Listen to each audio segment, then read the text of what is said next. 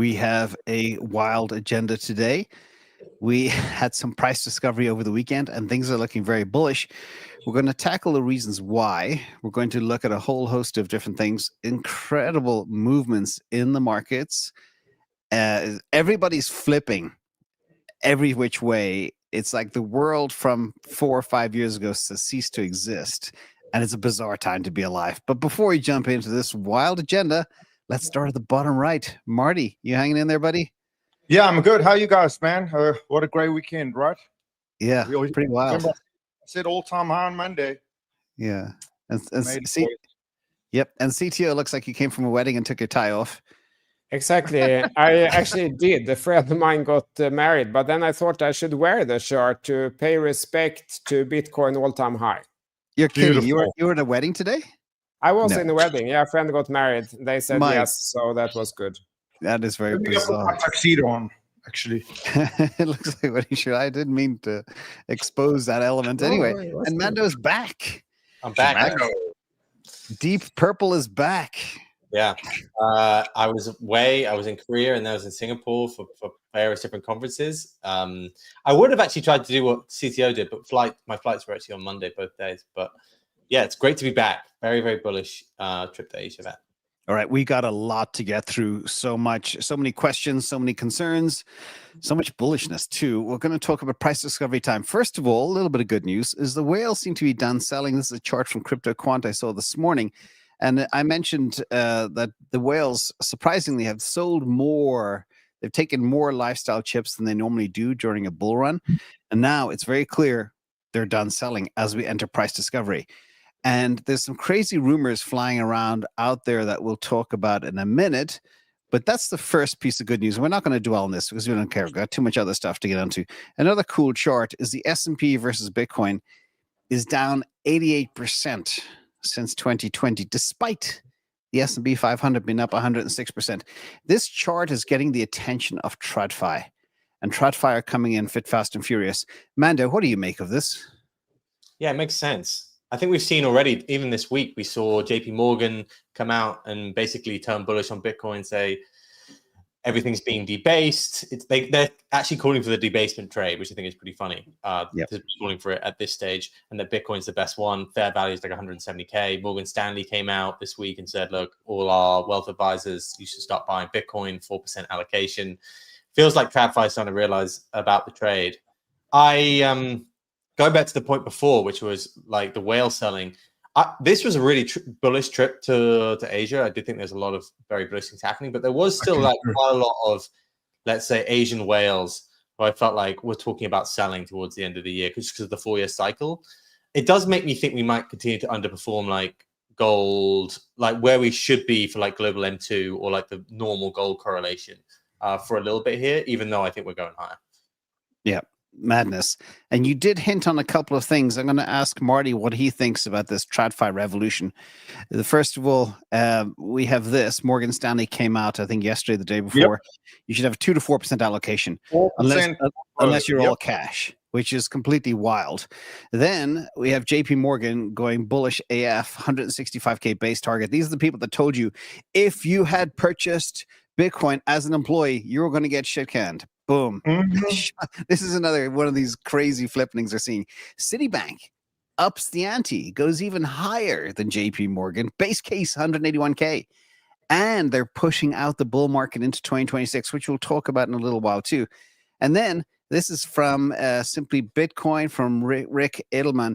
He says a $500,000 Bitcoin price is only a 1% allocation from global portfolios. Distill all this down for us, Marty. How wild is this? Yeah, I mean, I call it institutional floodgates. I think the floodgates have opened. You've got the Morgan Stanley 4% allocation from being the biggest bear in the market. That's 16,000 advisors, guys. 2 trillion in assets. That is a massive floodgate. Calling it digital gold after calling it junk. Morgan Stanley influenced 8 trillion in assets, by the way. 8 trillion. There you go. 8 trillion. Thanks for the correction. Then we've got Stripe filing for federal charter to mint its own stable coins. You've got the Walmart news. Did you see that? Yep. Walmart backing their OnePay, integrating crypto into its banking apps. Samsung expanding its Coinbase partnership for access, guys, it is all happening. The snowball has begun. Yes, definitely. CTO, I mean, it's a lot to digest. TradFi, US TradFi coming fit, fast, and furious. And we know eventually the rest of the markets will come too. What do you see on the ground? Yeah, so let's look on the charts here, because I think it's very interesting. And I think it's Bitcoin that starts looking cheap, even though we had this all-time high now. So recall this chart, then we switch to gold. Gold looks like this, guys. Yeah, Bitcoin follows gold. And if they didn't buy at the breakout at 2,000, okay, now gold is 4,000. That's double in gold. And then we look at stocks, also points up like this, straight line up, new all-time high, basically every single day almost. And also starts maybe feeling a little bit expensive. There's a lot of profit growth that's already baked in here now that has to come from AI in all companies, basically, for this to work out. And then look at this chart. Bitcoin starts looking cheap. It hasn't really run yet this past couple of months, like gold and stocks. So, yeah, I don't know. I feel that a lot of people should start thinking that maybe should take some profits from gold and stocks and put into this one that hasn't really run that much yet. That's my take on this. I was very happy to see the all-time high, even though it's like kind of still lagging from the run in both gold and stocks. Yeah, it's wild. And I'm normally kind of conservative with my Bitcoin price predictions. But just looking at all the data over the last 5 weeks, I've become incredibly bullish. So much so, I became a top buyer for the first time in my life. I actually played a big options trade on IBIT on Friday because of the wild options action. Somebody somewhere knew something was going on because people were buying thousands and thousands of $100 strike IBIT calls. And Mando, you and I have been around long enough. When somebody goes in so hard, so out of the money, it means something is going on or they know of something. What do you make of that? Yeah, I mean, maybe we knew what was going on. We've been calling Bitcoin to go higher for a long time. But I do think that what CCO said there is starting to be picked up. When you start to see some of the big TradFi guys coming in and saying, hey, Bitcoin looks cheap here, this rotation, gold has had this run on the debasement, stocks are hitting all-time high. Last week, we got like murmurings of maybe stimulus checks coming out of the US suddenly. And it's like, okay, now it's time to really go after Bitcoin if it's underperformed. My gut was that still after this age trade, enough people were saying, no, I'm going to be selling in Q4. And like, I always sell 4 years afterwards. And these are big Bitcoin whales that you would still see some supply to get through. And that's basically what's happened. Like, if you look at what's happened over the last few months, it's been us approaching all-time high, and then some dormant whale comes in and sells like 10 billion Bitcoin, and that gets digested and it happens again. It's just this fight between the fundamentals, which are very, very strong for Bitcoin right now. Everything's going gangbusters, versus technical selling of people who have just traded the 4-year cycle. What's completely wild about that, Mando, too, is the absorption by the ETFs and the treasuries. We'll get to that in a second. But this is something that really piqued my attention. Not only the crazy wild option action, but Matthew Sigel, the recovering CFA, I love that handle. Monday, 9:30 a.m. might be the first official shortage. Not financial advice, just might make sense to get some, because tons of Bitcoin are being removed from exchanges hand over fist. We have a record low. I wrote a paper on Saturday regarding the potential supply crunch that could happen. I looked at the OTC desks, and they are running desperately low. There was a lot of people that were on the phone with OTC desks. And the question is, could this happen, or is this the usual crap that we hear all the time? Like, oh, supply crunch. But literally, when you look at the dumpage by these long-term whales, and you look at the absorption, you've got the ETFs pulling in 50,000 Bitcoin sometimes in any given time period. It's completely wild. Marty, do you believe in the potential supply crunch theory? Are the OTC desks running low? James, the Glassnode charts confirm it. Bitcoin on exchanges, which obviously is a metric that we need to question, like who reports, how do they report? But we've been watching it for a while. It's now at an all-time low. It's lower than it Yeah. was in 2020. Yeah. So that metric alone just means there is no more corn for sale. You've got Yeah. all this Mike Alford rumors from the OTC market. You've got the price going to all-time high. You've got balance on exchanges that are low. It appears finally we are reaching that sort of milestone, I think, and we will see change. Now, remember, everyone on the call, there are two ways for them to get your corn, right? And that's make the price go low and you panic sell, or to make the price go high and you greed sell. So just always remember, it doesn't just go down to get you to sell. It goes up as well. So hold your corn. This is nothing. I did an April Fool's video, and I had this new token called Beatcorn. It was very funny years ago, and gotta pull that up again. Beatcorn. CTO, what do you make of all this madness? Or could a supply crunch happen? I know you and I have heard about this for years and years and years, but when people like Matthew Sigel come out and say, "Well, I'm hearing there is a lack of supply," you got Mike Alford as well saying it too. You've got the miners hodling, treasuries are stacking. Your meta planets and your MicroStrategies, digital asset treasury companies all over the place, buying more than the issuance and buying more than the actual whales can dump. And then your ETFs, you got TradFi coming in hard. JP Morgan, Morgan Stanley, Citibank, all pushing it on their customers. And we know that even a 1% allocation takes us to $500,000.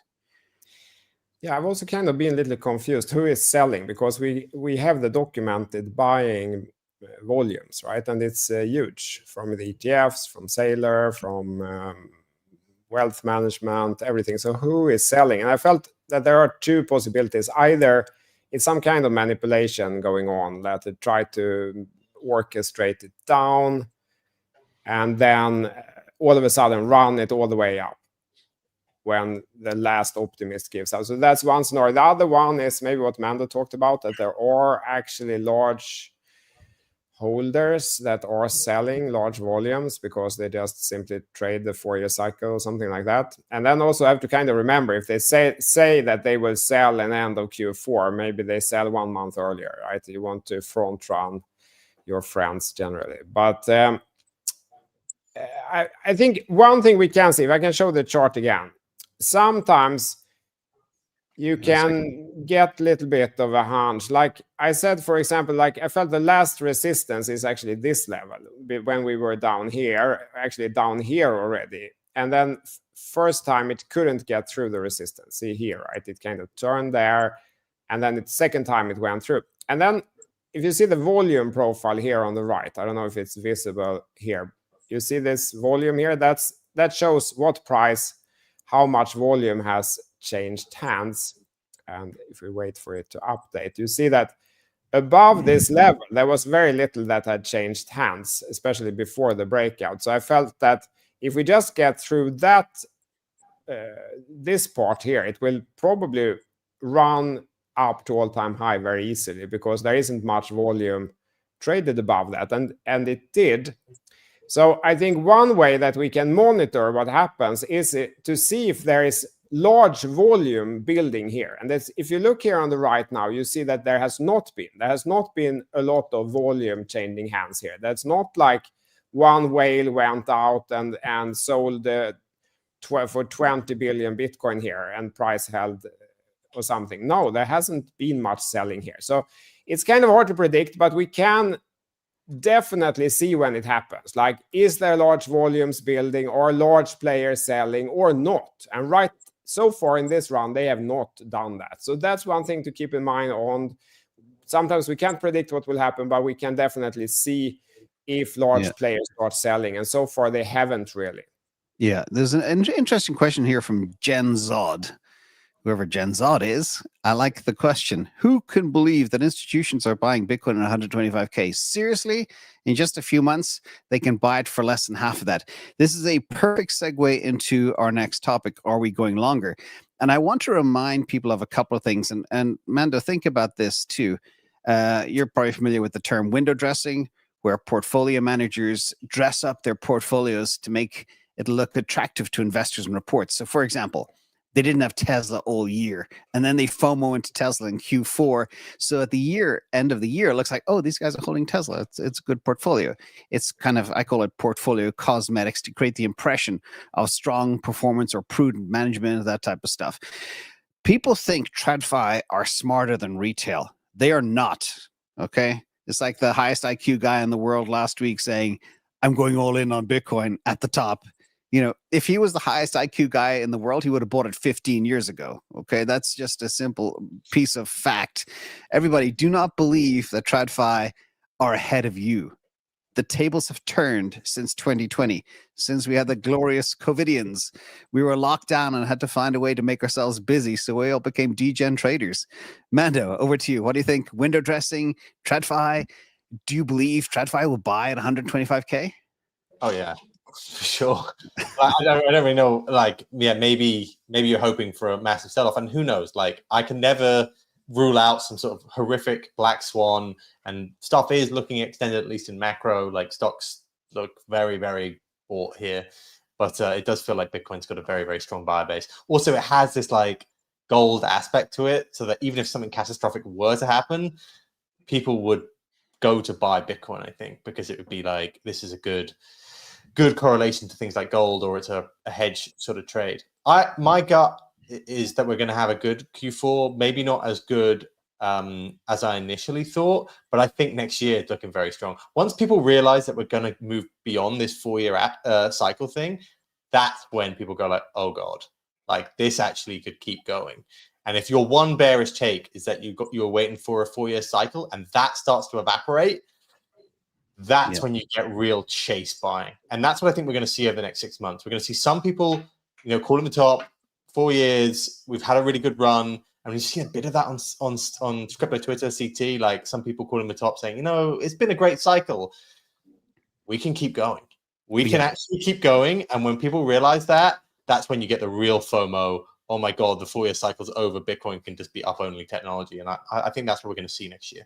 Exactly. And let's talk about this, because this is the top question right now. As technically we are maybe 8 weeks away from a historical top of the cycle, we're seeing so many signs that everything is falling apart. Everything we look at, the slow crunch up we've had, all the charts, all the metrics, funding rates, you name it. I put together this very short little list of how I believe we could run longer, i.e. the 4-year cycle will end and be turned into a 5-year cycle, or maybe even longer than that, out to 2026. As you, Mando, said a few weeks ago, we have a steady grind higher, very low volatility.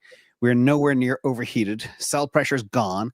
Big banks are going all in on crypto and telling their customers to allocate 2 to 4%. Treasuries and ETFs are pouring in cash. Real world assets and everything's moving on chain. Marty, you're next up. Bitcoin supply crunch could be real, and fiat is imploding. Just look at gold. I mean, this is a solid list, and now my odds of a 2026 bull run extension are now 42%, maybe nearly half soon. It's wild. Marty. Yeah, I think that we've been narrating for a while now that the world is moving from a debt-based currency to a hard asset-based currency using Bitcoin and gold. And we even see the Russian Vladimir Putin's right-hand man, Anton Kobikov, right, on a month ago, said in a speech that he believes the US is plotting to use cryptocurrencies, particularly USD-backed stablecoins, to devalue and effectively reset its massive national debt. This claim came during an Eastern Economic Forum in Vladivostok. So it's very clear that this is no longer just, Bitcoin is being traded by whales. It's a cycle. This is a systemic monetary policy shift. And those people that don't accept that are going to be punished. This is no longer a cycle like we know. This is going up, guys. It's following money supply. Literally today, it hit exactly where it should have hit, 125. Based on the 111 trillion money supply. And money supply right now is at 114 trillion. I just want to call out this idiot in the comments here. Seattle Paddler. James is calling for a super cycle in 2021. No, you're confusing that with Dan Held, not me, okay? so screw you. I just want to, people are just get people confused. And I understand we all look the same. Yeah. So you look nothing like. Yeah, exactly. So also, you saw the UK lifted a ban on ETF access today. Is that true, Mando? I believe so. But I'm just disappointed in the UK in general. Like my view, having worked in the city for many, many years, is that, and anyone from the UK kind of knows this, financial services is a huge, huge bit of global GDP, of the UK GDP.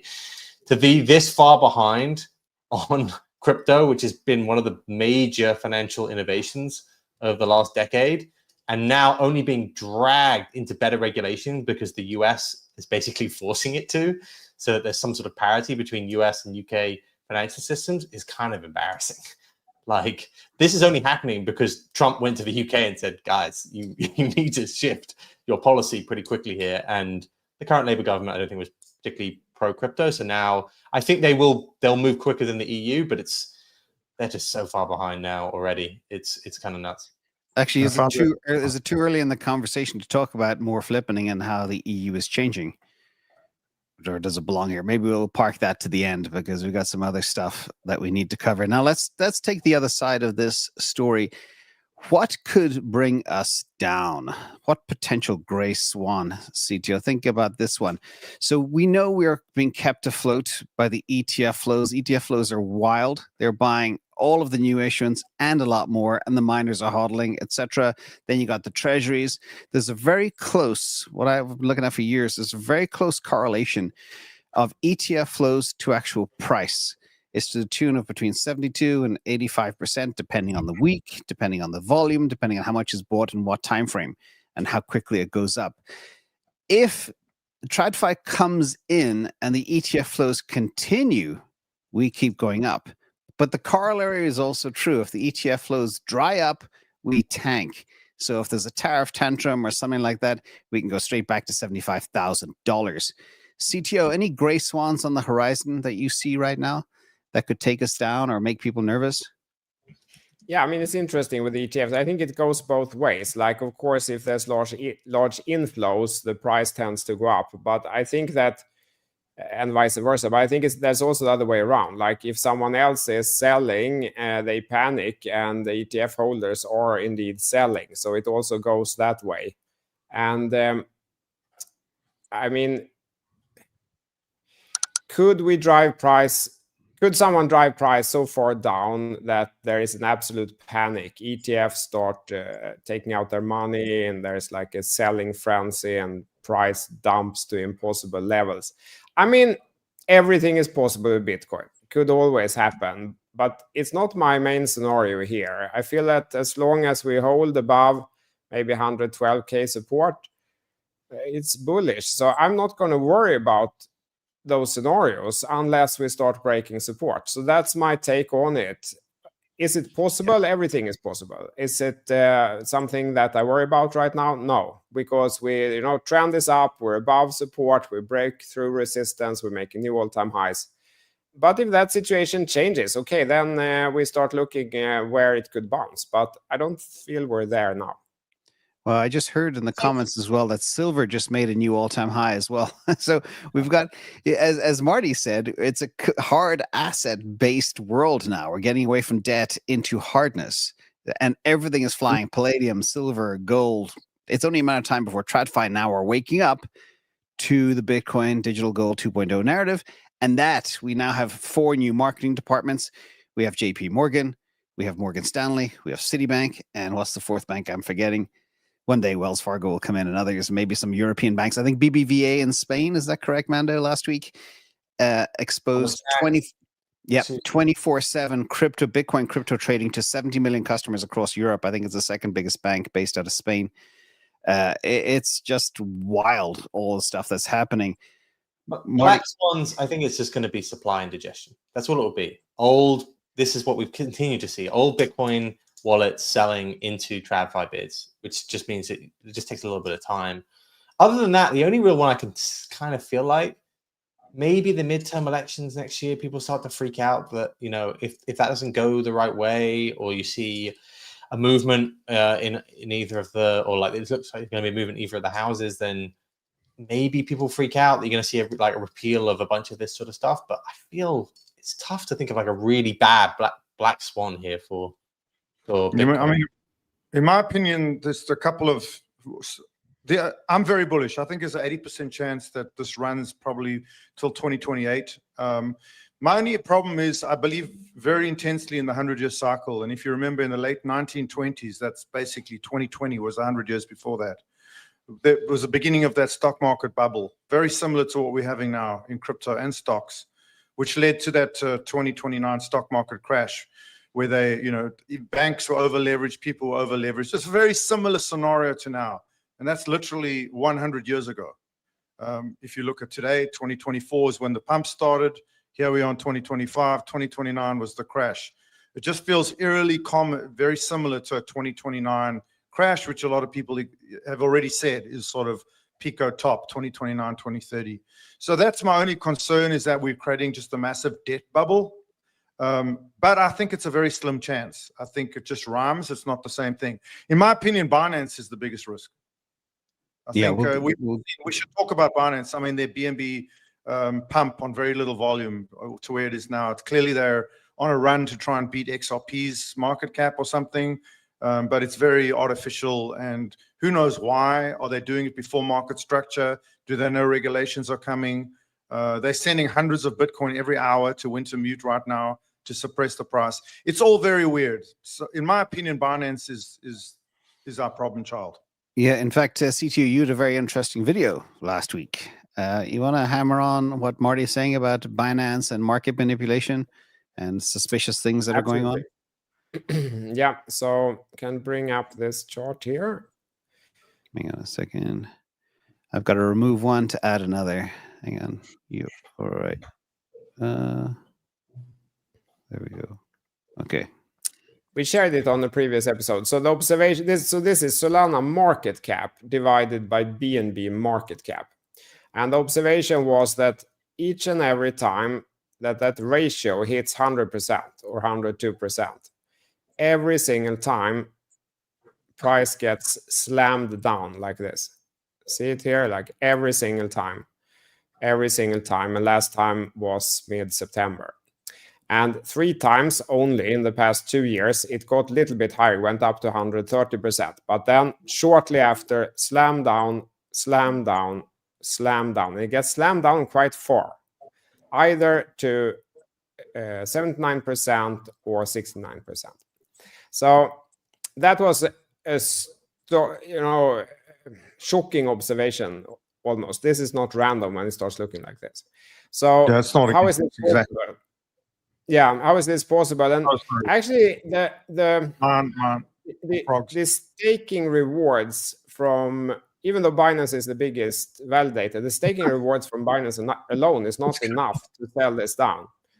But if taking all the stakers, it's a lot. It's a lot of Solana being generated by the stakers compared even to the treasury companies that have bought a lot of Sol. So at these volumes from the treasury companies, it's still the stakers that have the bigger power, and perhaps explaining this. And the good thing with the realization that it cannot be Binance alone, then it means that they could also change their strategy one day. I mean, if it's only Binance, they will probably stick to that strategy, right? It's their own coin. Why not defend it? But if it's a bunch of people, they could change their mind one day. And instead of suppress it like this, decide to drive it in the other direction when the last person has given up. And that was very interesting. So I feel that the moment this behavior changes, that is an incredible risk-reward opportunity. One of the best maybe in the crypto market when this behavior changes. And we can see it very clearly here. They can say all they want, but here we see exactly what's going on. Yeah, interesting, because there was also a report, I think, by one of the big crypto rags that Aster is falsely reporting volume. Mm-hmm. You heard that, Marty? Oh, yeah. I So, follow all of it. And Aster is owned by Binance, so it's all, they're just moving the pieces around the board. Let's talk about another quick topic. One, people are concerned they kind of missed the boat. We're getting into the dangerous euphoric time. Mando, you've seen this before. When we get into price discovery, price starts melting up. We get Omega candles and $10,000 days, and people get extreme FOMO. What is the best way to play this? Like, it's kind of too late for people to buy spot and get a big return. But, you know, there are other ways that I like to play. What would you recommend here for upside capture on Bitcoin or other assets? Perping, short dated calls. There's calls and there's perps, right? But none of them are going to be that perfect. I think with perps, you can go on a good run, and then one trade just wipes you out. So I think if you're going to use more leverage, just know that you know, I don't know what percentage of winning traders are on hyperliquid, but it's something very small. It's something like 5 to 10%. So I think you got to know that it's a dangerous game to trade with perps or even with options. But yeah, if you want to have some volatility, I think Bitcoin, those are the obvious things with Bitcoin. I think right now Bitcoin's kind of settled in there. Like I said, I don't think we're going to have some crazy upside. I don't think we're going to like 200K by year end. But I think the downside is now capped. That 108K level is like, we're not going below that. So I like trades there where you can still capture the upside, but your downside feels like it's slightly capped. Yeah. In altcoins, I mean, I've been more bullish on BNB. I've been saying it. Remember, I said that, look, I was looking at Polymarket and I saw that line, which was that CZ was going to get a pardon by the end of the year. I still think that. I think BNB is going higher.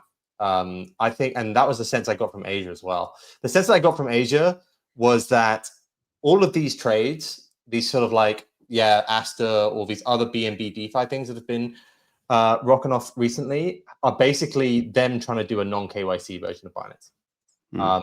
It's not a DeFi play as much as it is they lost a bunch of whales to Hyperliquid after the DOJ investigation, and that now this is their olive branch to win them back. And you basically saw that over the weekend. They got called out because they're basically rerouting all of their order book through Aster. So it allows people to do non-KYC trading with similar sort of liquidity. So I think they can. This is going to be a BNB season that lasts a little bit longer. I think he'll get his pardon, and I think this is going to be like the opposite of what Coinbase has done with Base, where like they kind of champion, but they don't.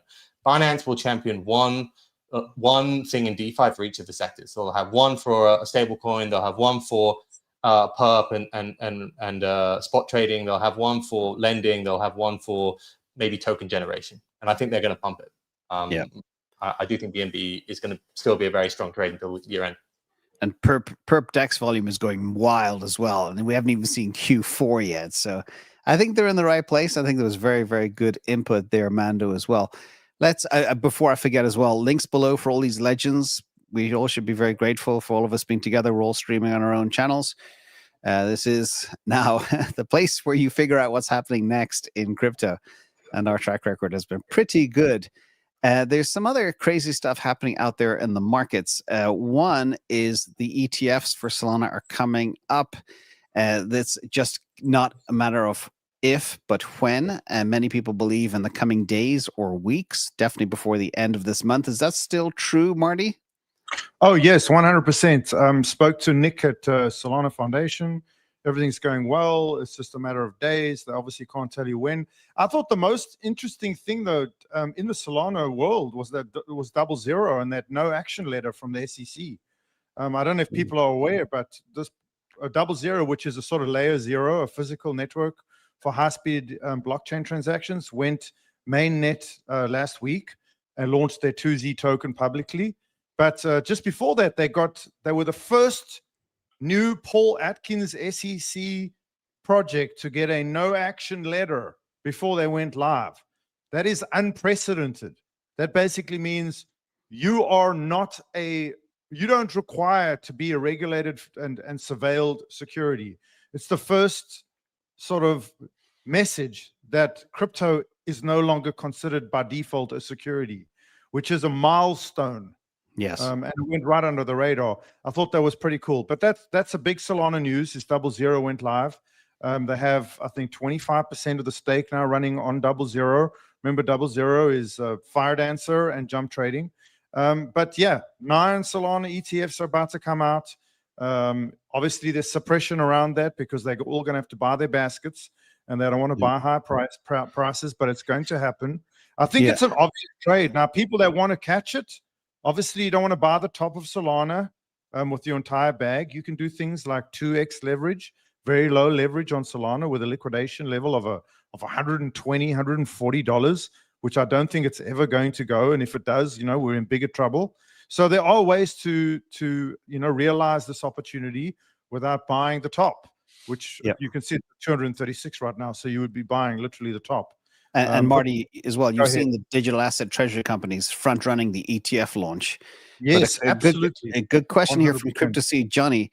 Government shutdown, guys. Does it postpone the ETFs? Now, the government shutdown, as far as I know, shuts down non-essential services like parks and stuff like that. But the ETF, as far as I understand, is still running. Is that correct, anybody? What I saw in Eleanor Turret's post is that the SEC is down right now. Okay. In regards to new approvals. So it, may affect the approval status of these ETFs. That's what I've read. Okay. Well, meantime, the market's still rolling. I don't know if it's a coincidence, James. I'm not a big tin hat guy, but it feels like we get all-time high and massive $4,000 Bitcoin pumps when the government shuts down. Are they doing the financial system transition whilst it's shut down? Is that why it's shut down? There's a lot of conspiracy theories around this. And DCA pump just arrived. We got over 125K, which is kind of exciting too.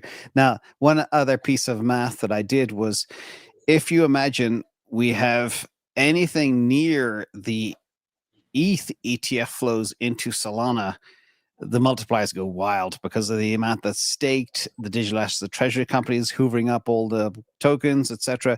It could be completely nutty. I won't even tell you what the multiplier is because it's crazy.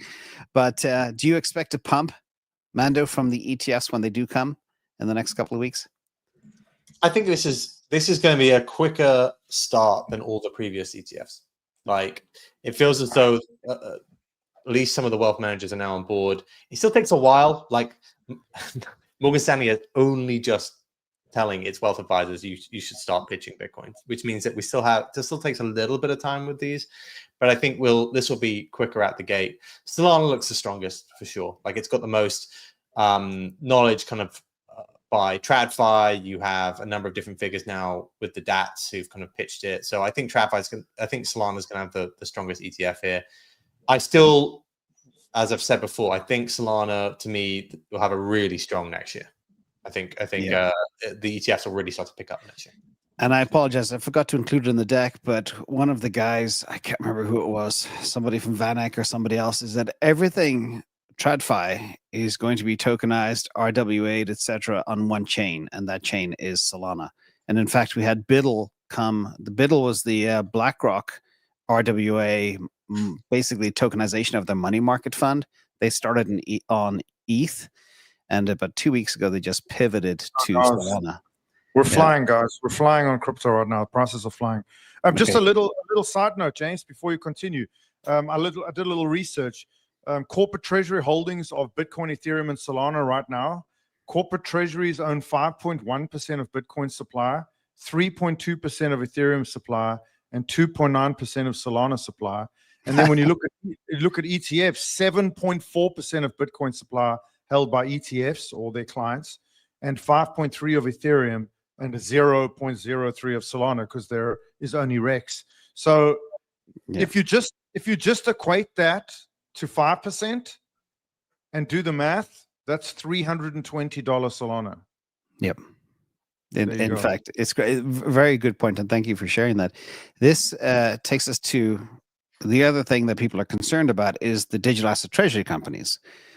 Should people be buying spot, or what edge do things like digital asset treasury companies like MicroStrategy have? And there's a whole bunch of stuff. First of all, you got to look at a couple of things. The three big things that I look at, and I've been in MicroStrategy since September 2020. But a couple of things. The MNAV is a big factor.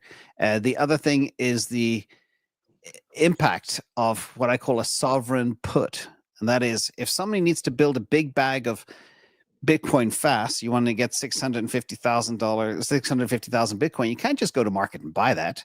Mando, you know what would happen. Imagine I hand you a couple $100 billion to say, Mando, go grab me 650,000 Bitcoin. What would you do? Yeah, you'd have to go to some of the bigger players like this You'd have to buy MicroStrategy. Exactly. So that puts a price, a floor under the actual asset and their bag. So there'll always be a NAV premium until the bear market hits and everybody has to be forced to sell everything. Then you get NAV premium go to zero. But the other thing is as well, each time they buy, you get more Satoshis per share, which is another tailwind. So people think, yes, the proxies have gone through a hard spot lately, but they're still alive and kicking. And just what you said, Mando, as well. No, Marty, that we're so early in DATs for Solana, and they're already almost the size of Ethereum, which is wild. And we haven't even begun yet, too. So there's one other quick topic. I'm gonna talk about a guy that there's a lot of charlatans in the space of crypto, and this piece of news actually elevated my heart a little bit. This is Charlie Lee. And he comes out after putting 12 or 13 years of blood, sweat, and tears into his Litecoin. I see, Mando, you doing a funny face. He comes out and he's extremely humble. He said, you know what? I should never have bothered. I should just bought Bitcoin and held it, kept it quiet, and just never have lost all that stress, all the blood, sweat, and tears of managing Litecoin. Mando, you obviously heard the story going by your facial expression. What did you think? It was very humble of him. And I always say great leaders find their humility. Yeah, I don't know. I see Benjamin Cowan going toe for toe with the Litecoin community on the timeline, and I don't know if I want to get involved in this, but I think just bring up the Bitcoin versus Litecoin chart, and I think you'll see why. CTO, can you do that? I can do that. I just have to say one thing. If I thought to check it first before I say, but as far as I recall, wasn't it Charlie Lee who sat in the HODL t-shirt and then turned out he had sold all his Litecoin at the top in 2017, 2018 cycle. And then he said that he did it for the community. Of course. That's like what the ETH Foundation said last week. Did you see that when they sold like 1,000 ETH? They said they were testing out DeFi. Yeah, exactly. The power of okay, DeFi. so LTC, BTC. Let's check how it went. Sound like 99% and down 99%. Because it was really high up here in the 2017 cycle, so it probably sold somewhere there. Okay, we have to switch to weekly candles here. Yeah, I was going to say that. Yeah. Here we see it.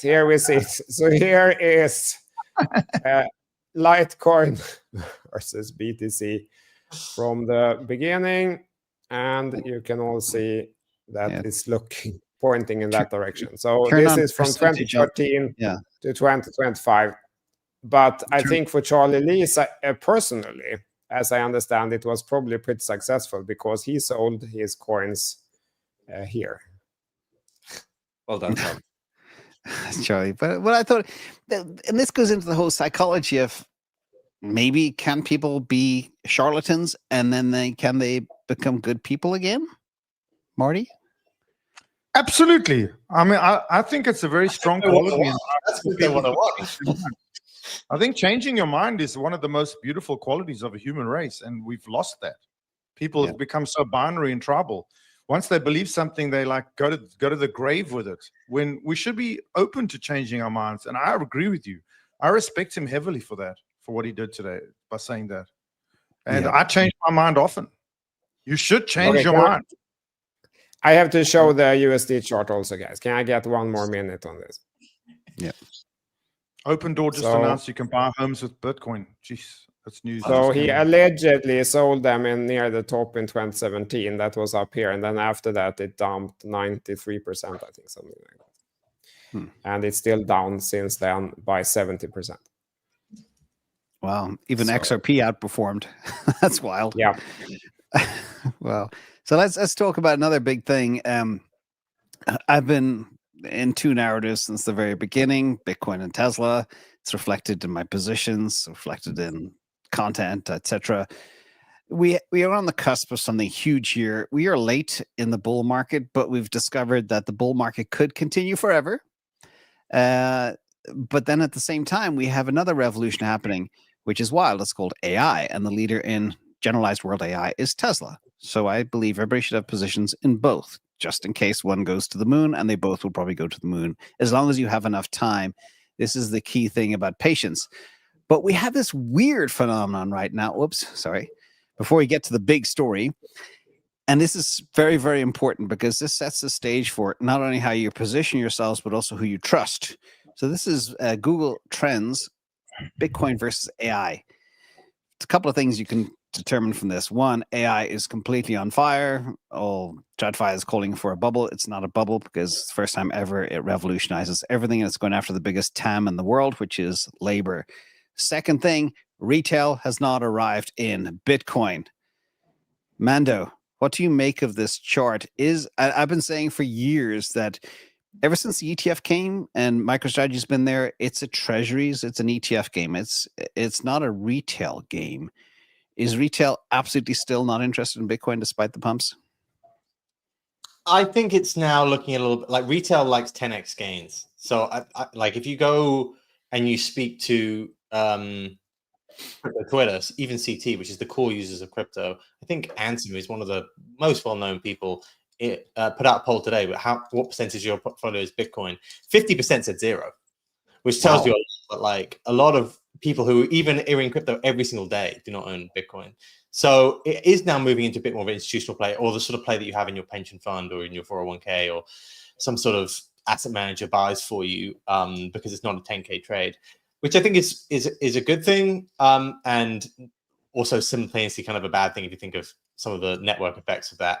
So I think we will continue to see, particularly over the next 4 years, retail awaken to crypto. Whether they go all into Bitcoin, I don't know. Like we're in too much of a degen world. Just going back to the whole Tesla thing, though, like I think you should get your flowers a little bit here. Like the Tesla trade by yourself has been incredible, particularly more recently with the whole Trump versus Tesla fight, and it went all the way down, and everyone was calling for the top. Now, if you look at what he's doing with XAI and Colossus and the sheer compute power he has, like it is looking like one of the most slam dunk trades out there. Like everyone is waiting for pullbacks now in Tesla because he is just so far ahead, it seems like, in some of this infrastructure war when it comes to AI, and Tesla's going to be one of the major winners of that. So in fact, this is the weirdest thing ever, because never before in my lifetime, over 35 years looking at stocks, have I seen a roadmap to a 10x. You mentioned 10x. DGens want 10x. His compensation plan is a 10 to 20x, and he will execute. Heaven forbid nothing bad happens in the world, etc. We have a roadmap to how a stock is going to 10x from here. But at the same time, you could argue, say Bitcoin's 100K, that's also going to 10x. And this is a calculus. It's like you got two really good things at your fingertips that are going to 10x for the next 5 years. How do you play it? Do you rotate it? Do you get clever, or you just build positions? That's the $1 million question. Tesla's the most obvious to me out of the Magnificent Seven here, in my opinion. It was at that time, and I think you got like he was getting called out for politics, and a lot of people sold because of the politics. And I think you called out the man as the engineer, and he is beating all the other Mag 7 at infrastructure. That's the key here. All these other Mag 7 companies, they were SaaS companies, and he's come out as going like, I'm an engineer. I'm now going to build the biggest data center out there, and I'm going to destroy all the competition in it, and that's what's going to drive the power of my AI and the bets all coming off that with regards to robots and cars and everything. And that was a great call, and I think he's not unassailable, but he's the best engineer. Exactly. Marty, back to coding and your coding background in the past. We have Grok Code and Grok Code Fast. They are now pulling over 2 trillion tokens. The number 3 player is doing 300 million, while Grok has just, when it comes to AI and code, Grok Code is just absolutely, in the space of 3 weeks, wiped the table. Just what Mando said, wiped the table. How is that possible for a change to happen so fast? I mean, it's that good. It's just that good. Remember that we have fantastic investment in the AI infrastructure. I mean, you saw today AMD and OpenAI announced a massive 6 gigawatt announcement as well. So there's Tesla, AMD. We saw Oracle get involved. Everybody is going all in at that level. But what's been missing is the glue, the coding, the institutional adoption of AI coding. Like, how do we actually write agents? How do we actually implement it into our code bases? And that is starting. And I think the Grok code is literally the beginning of it. Elon Musk is clearly seen an open gap there, and he's taking advantages of it. And this plays into things like Sui's Move programming language and other, advances in programming languages.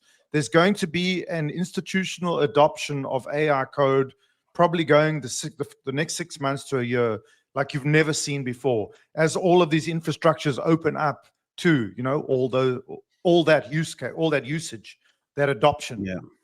And companies will be able to actually build AI agents into their tooling, and we will actually see the layoffs. We will see the implosion and erosion of the workforce, which we've always been talking about. So it's a good and a bad thing. Like, once again, what are people going to do? They're going to get laid off. But obviously, if you're in Tesla stock or AMD stock or Oracle stock or anything involved, NVIDIA, you're going to see a massive pump, I think. So it's an interesting time, but it's happening, James. It is happening. Well said. CTO, again, back to your technology and your era digitalis and everything else. This week, just last week, the top 4 employers in the United States, top 4 employers, companies like Accenture, Walmart, etc., have all said over the next 5 years they're not going to hire any more people. In fact, they're going to cut labor force and they're going to double down on AI. What does this mean for the world? I think it means exactly what we have talked about us 4 here now for, 2 years. It's going to be massive changes. And I think everyone, perhaps us included, we still underestimate how big change this will be.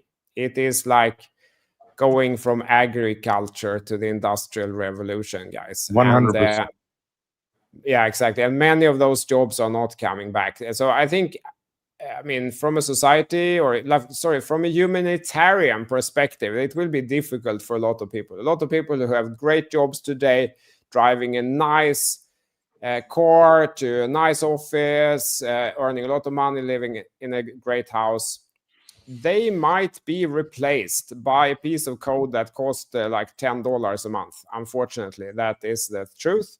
I think everyone here listening to this channel need to stop learning skills and start building assets, because assets is what AI cannot replicate. It cannot replicate assets. The most obvious form of asset is, of course, financial assets, but there are also other assets that are not possible to replicate, like trust, or audience, or network. For example, it cannot be easily replicated. But so you need to start building assets, because this is happening, guys. The big companies will probably increase profit because they can get more done with a lot fewer people at much lower cost and higher quality. Because it's not only cost, it's like also faster and does less mistakes. And it's going to get exponentially better. That's what's so difficult to understand. Like, is it 2 years ago or something that we had those like Will Smith spaghetti eating videos? And now 2 years later, like the video generation tools that are coming out now is just unbelievable. And it's just 2 years. And then continue that exponential growth, all the tools like Grok or ChatGPT and so on, like, remember how much better they've gotten month by month almost and year by year. That acceleration will continue because they get even better. They get bigger and better data centers. Elon is building like bigger data centers. It's going to continue like that, and it's happening really fast, and it's happening right now. So yes, profits will increase in the companies. They will hire fewer people, and everyone better start building assets. Exactly. Be a capital allocator, as Ride here says, right beside. A very good point. Now, we have one last piece of shocking news, which should take nobody by surprise. And I always say, whatever the government tells you to do, do not do it. They're all psyops. We have this massive Orwellian, as the Orwellian corner, the WEF flip. You got puppets, Ursula von der Leyen, who apparently runs the EU, but she's never been elected. I don't know how she got into that job. I'm wondering if but maybe that could be Era Digitalis career move, is just run Europe, just get yourself voted in without a vote. Then you got Mark Carney, the guy running Canada, WF guy too. These were all Green New Scam people. Energy bad, shut down the nuclear, let's go windmills, all that type of stuff. This happened over the weekend and this morning, and it's a very sneaky U-turn on saving the planet. Canada's new prime minister is saying, screw green, we're just going to go shale oil, gas will become an energy superpower, crank up fossil fuels, blah, blah, blah, heat this earth. And I can't make this up. And then at the same time, unelected European boss Ursula, WF buddy of Carney, is now hyping AI as a job-boosting miracle in a speech over the weekend, even though she admits it'll wipe out millions of regular jobs and suck up triple the energy by 2030, clashing with the green power scam. This, everybody, just what was the old expression? Don't listen to what they say, watch what they do. Mando, have you ever seen anything like this? Yeah, it's kind of wild. The climate change one is an interesting one. I think the obviously the war with Russia and Ukraine kind of destroyed any green hopes in Europe. And then in Canada, obviously there's been clashes with the US. But in general, I think one of the main drivers for this, again, is AI. Like, people realize that if you distill it down to its base need, it's energy. And suddenly we need a way more energy than we thought we did. And there is a hope that these technologies will then be able to fix many of the issues that we have already. So again, Europe is in a bad spot because they don't have energy independence, and they don't have a vast amount of energy supply. So they're going to have to turn this around. Same with Canada. Canada has a ton of energy, but seemingly chose green policies against it. So I think AI is going to be a big driver of that. And then the AI stuff in Europe, I mean, I just don't really know. Like, something tells me that in France, they're not going to let AI take their jobs. So I don't really see AI dominating the European labor market. I just see Europe is drifting further away from, let's say, efficiency. Yeah, CTO, I'm going to go to you next. Can I add one thing? Yes, please do. Yeah, because the bizarre thing here, I just learned that there is no European company left in the 25 biggest companies. Top 25. Zero from Europe. And the last one, by the way, that was made handbags. just for the record. Purses. Yeah. Exactly. And then at the same time, okay, so how to fix that then? Okay, so then the AI is coming. Now is the opportunity, right? No, like, let me get. So Apple launched new AirPods. Yeah. With live translation features and things like that. Nope, not in Europe. In Europe, cannot use this one. So if you buy the new AirPods 3, live translation is not available in Europe because we made some regulations, so Apple can't launch it. I did not know. Sora 2 comes out. Like, everyone, the whole internet, the whole X is taken over by Sora videos. Nope, not in Europe, not available for Europeans because there's so much regulation that OpenAI just said, like, forget about Europe, it's not available for Europeans. All the AI tools that are coming out, every single one, nope, available for everyone except in Europe. And that will really help the European competitiveness, right? So, I mean, on one hand, maybe they feel AI is happening, but they're not willing to put any action behind the words. New regulation, more regulation, so that people can't use the tools. I think never before in history there's been such a disadvantage to have a European business as it is today. Not only from capital raise, but from regulation perspective. And, it becomes like a joke with all these tools coming out. Disabled for Europe. And I feel that, unfortunately, this is not even moving in the right direction yet. It's still getting worse by the week. Now, what are they debating now? Chat control. Okay, so all the messaging apps like WhatsApp and everything, they have to screen everyone's chats first before they encrypt it, which kind of defeats the whole point with end-to-end encryption. Like, if you unlock the end-to-end encryption, then it is not encrypted. They don't understand that that's going to get hacked. It's like a massive security holes. So, and government will scan everyone's messages before they send them. And I mean, all these things is not they haven't got it yet, and I think perhaps it has to get worse before it gets better. That's my take. I mean, just for the facts, the number 25 company in the world is ASML Holdings. In my community, we've been trading that stock for a while. It's out of Holland. If you don't know who they are, they pretty much own all the photolithography machines that TSMC, Samsung, Intel, all of them use to make microchips. So they have a huge dominant factor, and I think that's part of it.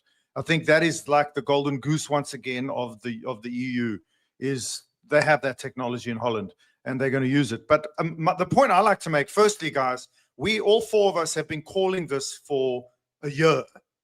Okay, so Ursula Andrews and the EU are a year behind. We've been saying, what is going to happen? What are people going to do when their jobs get taken away? Well, they've realized it. Now, the problem is that I think the EU specifically are all about control.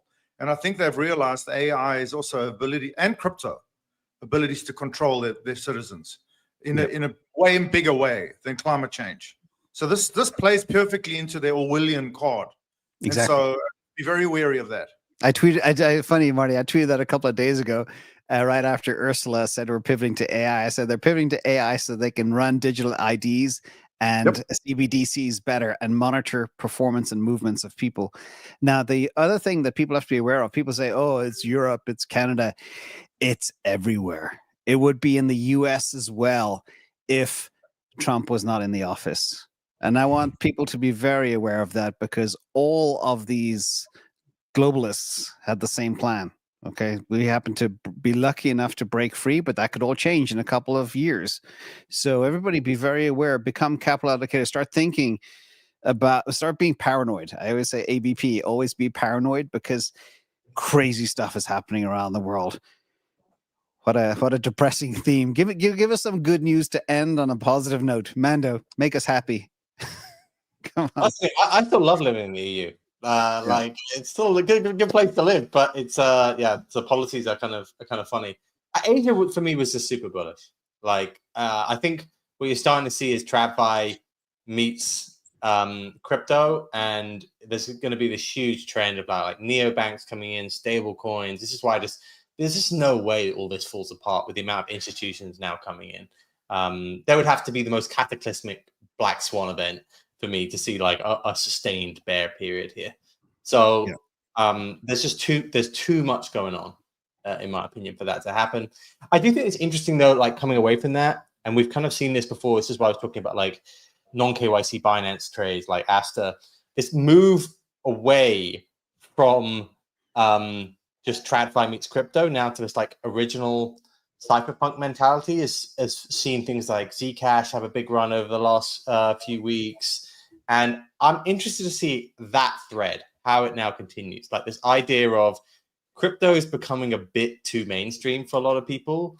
And I think there's going to be an interesting innovation back towards privacy, back towards maybe not always non-KYC, but just this kind of original, almost anti-establishment mentality around crypto, which I think will flourish again, but has been kind of sidestepped by all these, TradFi people coming in. Yeah. Well said. Nice said. And by the way, we did have that situation, Mando, you spoke very highly of Asia being bullish, but we saw what happened in Vietnam, where they shut down 60 million bank accounts because they refused digital IDs or something like that. So that the Orwellian stuff is also happening in Asia. We now have Mexico. They'll arrest you if you post a meme. Also Orwellian, and that's just south of the border here. Bring the cartels back. It's wild. Marty, cheer us up.